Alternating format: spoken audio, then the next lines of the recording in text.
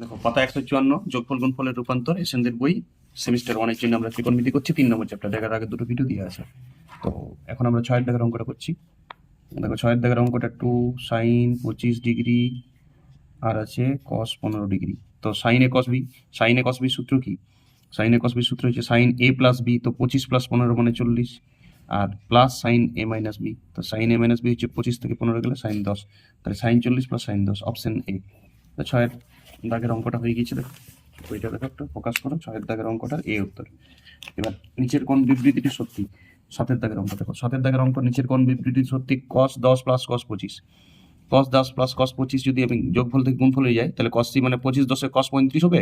আর 10 minus 25 এর ক্ষেত্রে cos এর মাইনাস তো উড়ে যায়, জানি 10 মাইনাস cos 15, হ্যাঁ দুটাই cos থাকছে, এটা উঠছে না। তারপরের অঙ্কটা দেখো, বি অপশন, অপশনগুলো চেক করে দিতে হবে। cos 20 degree minus cos 40 degree, তো cos c minus cos d সূত্র হচ্ছে sin দিয়ে হয় 2 sin a plus b by 2 মানে sin 30, আর 2 cos এই sin c plus d by 2 sin c minus d by 2, 20 minus 40 মানে 10 minus d minus c by 2 হয় sin এর। 40 থেকে 20 গেলে 10, sin 10 নিজেরা করবে একটু।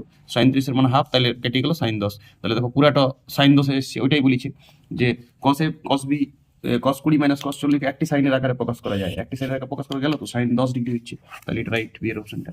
চলো 8 এর দাগের অঙ্কটা দেখো, বাচ্চা ছিল অঙ্ক। sin 5 থিটা বাই 2 গুণের আকার আছে sin 3 থিটা বাই 2, তাহলে তুমি কি করবে, উপর নিচে একটা এখানে 2 লাগাই নাও আর বাইরে একটা হাফ লাগিয়ে দেবে। বুঝতে পেরেছো? হাতে লেখার পর যদি না, নিজে প্র্যাকটিস করো। তাহলে sin a cos b, sin a sin b, sin a sin b থাকলে cos c minus cos d হয় সূত্র। তাহলে এইটা cos এর c plus d by 2, 5 theta 3 থিটাতে 5 থিটা 3 থিটা cos এর a মাইনাস b প্রথম, তাহলে cos এর a মাইনাস b হচ্ছে cos থিটা, আর বিযুক্ত cos a প্লাস b সাইনের ক্ষেত্রে। সূত্রটা কে দিবে সবাই? গুণফল থেকে যোগফল, লাস্ট সূত্রটা। তাহলে এটা যোগ করলে 8 থিটা বাই 2, 8 থিটা মানে 4 থিটা, তাহলে half cos theta minus cos 4 theta. এটা সে সূত্রটা, সূত্রগুলো লেখার দরকার নাই, সূত্রটা ব্রেনে ফলো করো। দেখো 9 এর দাগের অঙ্কটা, 9 এর দাগের অঙ্কটা আছে √3 sin 10 ডিগ্রি। তো আমি এইখানে √3 বাই 2 করে নেব, sin 10 বাইরে একটা 2 গুণ করে নেবো। √3 মানে কত? √3 মানে কত? sin 60 degree, 2 sin 60 degree sin 10 degree. দেখো দুটাই সাইন আছে, সেই কসের সূত্রটা।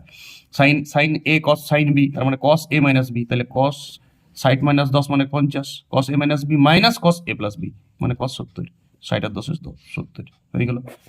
cos 50 minus cos 70, cos 70 B এর অপশনটা উত্তর হবে।